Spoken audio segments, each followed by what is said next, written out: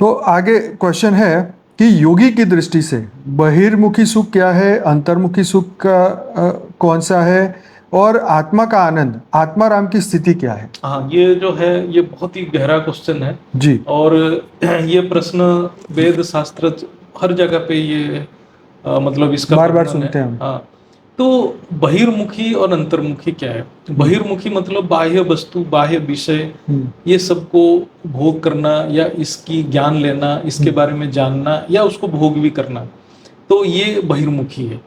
तो हमारे जो दृश्यमान सृष्टि जो है, संसार है, उसमें हम कोई भी चीज को अनुभूति करते हैं या भोग करते हैं, उसके लिए हमें 10 इंद्रियों का जरूरत है।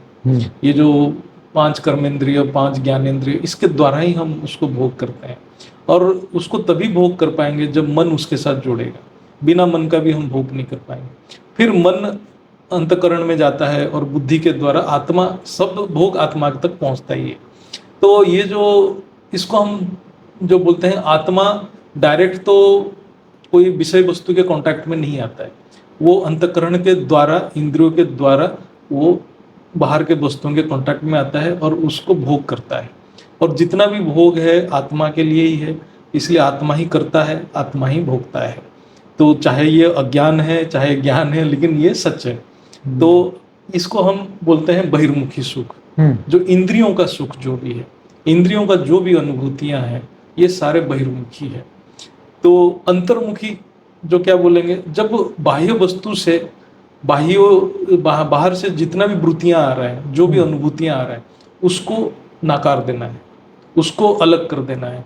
केवल मन बुद्धि से अंदर जो अपने स्मृतियों के साथ जुड़ना, अंदर जो अपने स्मृति और संस्कार जो पड़ा हुआ है बहुत सारे सूक्ष्म शरीर में, कारण शरीर में, ये दिव्य स्मृतियां हैं जो हायर डायमेंशन का जो स्मृतियां हैं, उसके साथ जो जुड़ना, उसके साथ जुड़ने के लिए इंद्रिय काम में नहीं आता है, इसके साथ जुड़ने के लिए मन बुद्धि काम में आता है।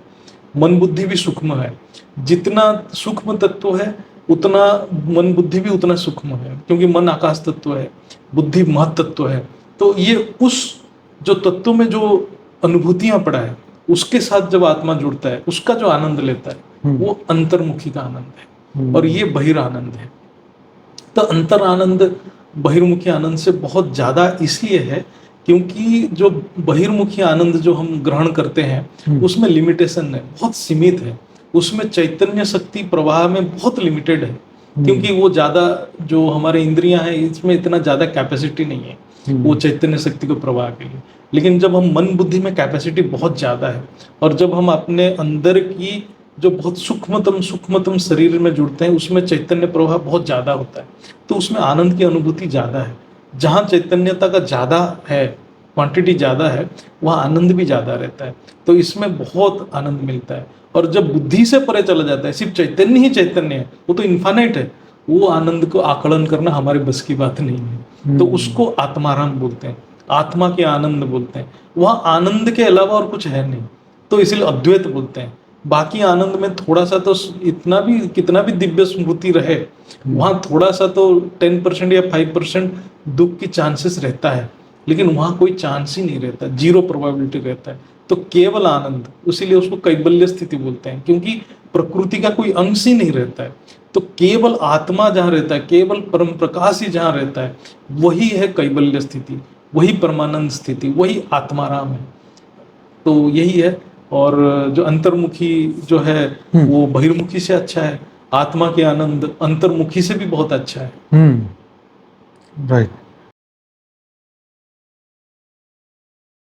बेहद की परम शांति सोचो, बोलो परम शांति। Join us daily for live meditation, 10 p.m. to 11 p.m. on YouTube Live.